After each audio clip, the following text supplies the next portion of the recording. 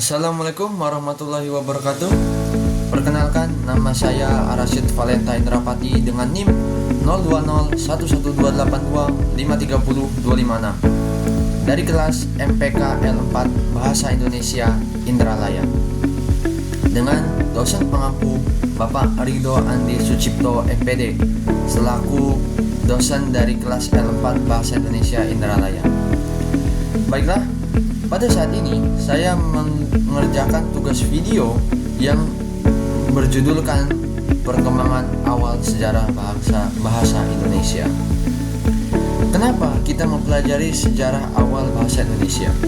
Kita menggunakan bahasa Indonesia sehari-hari, mengobrol, acara formal, acara non-formal, kegiatan-kegiatan penting. Semua itu menggunakan bahasa Indonesia, baik berkomunikasi secara langsung maupun berkomunikasi di media sosial secara lancar dan fasih. Tentunya bahasa Indonesia tersebut tidak muncul begitu saja, tetapi melalui proses-proses yang panjang, mulai dari zaman kerajaan, terus berubah menjadi bahasa Melayu di zaman kerajaan-kerajaan Melayu, dan akhirnya ditetapkan menjadi bahasa persatuan bangsa Indonesia.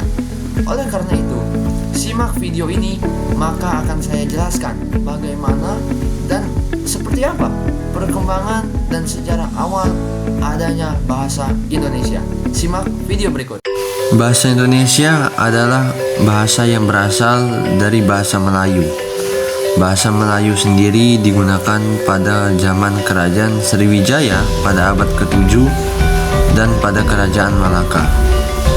Fungsi bahasa Melayu pada saat itu adalah sebagai perdagangan antar pulau, digunakan untuk komunikasi antar suku, serta bahasa penyebaran agama seperti agama Hindu, agama Buddha, dan agama Islam.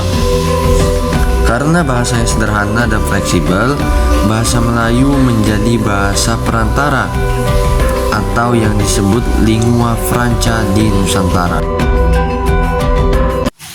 Gambar ini adalah gambar bentuk prasasti peninggalan kerajaan-kerajaan terdahulu, yang dimana prasasti tersebut adalah prasasti kedudukan bukit dan prasasti Talang Tuo, yang mempunyai relevansi yang sangat penting dalam perkembangan bahasa Indonesia.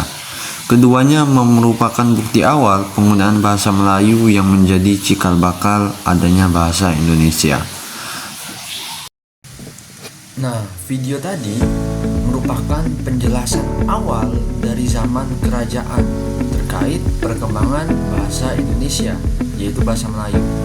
Setelah pada zaman kerajaan memasuki zaman penjajahan atau zaman-zaman Indonesia sebelum merdeka, yaitu ada ejaan Op Huitsen dan ejaan Suwandi, serta ada 4 ejaan lainnya. Dalam ejaan ini, huruf-huruf kata itu seperti O, E merupakan huruf U, sedangkan DJ merupakan huruf J, seperti gambar berikut. Setelah melewati fase ini, perkembangan bahasa Indonesia mulai diresmikan pada Sumpah Pemuda pada tanggal 28 Oktober 1928, yang dimana menghasilkan 3 putusan. Dari 3 putusan yang dihasilkan dan ditetapkan, salah satunya adalah bahasa persatuan adalah bahasa Indonesia, seperti pada gambar berikut. Setelah memasuki Indonesia kemerdekaan dan melewati perjalanan yang sangat panjang, ejaan-ejaan ini mulai disempurnakan menjadi ejaan yang disempurnakan. Disinilah kata-kata dan kosakata bahasa Indonesia tersebut sudah mulai menjadi kata-kata yang baku. Tidak ada lagi menggunakan huruf-huruf double untuk satu kata. Tidak lagi menggunakan ejaan-ejaan atau kata-kata seperti OE, DJ. Tapi huruf-huruf tersebut menjadi huruf yang tunggal seperti huruf U, huruf J dalam penyebutannya.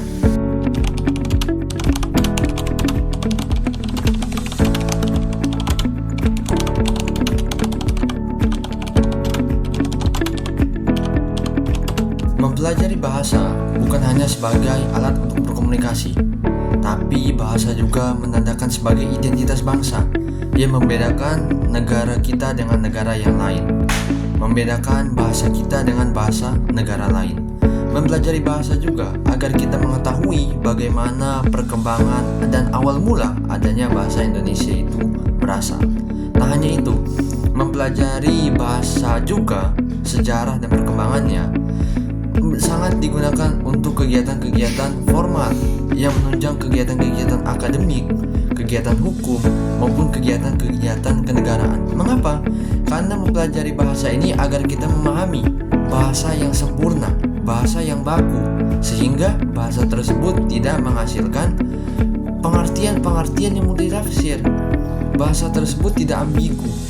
Tak hanya itu juga, mempelajari perkembangan sejarah bahasa Indonesia juga agar kita mempunyai minat, mempunyai kefasihan, kelancaran dalam berbahasa, baik berkomunikasi secara langsung, menulis, ataupun berkomunikasi lewat media sosial atau internet. Sekian yang dapat saya sampaikan. Mohon maaf bila ada salah kata dan penjelasan. Wassalamualaikum warahmatullahi wabarakatuh.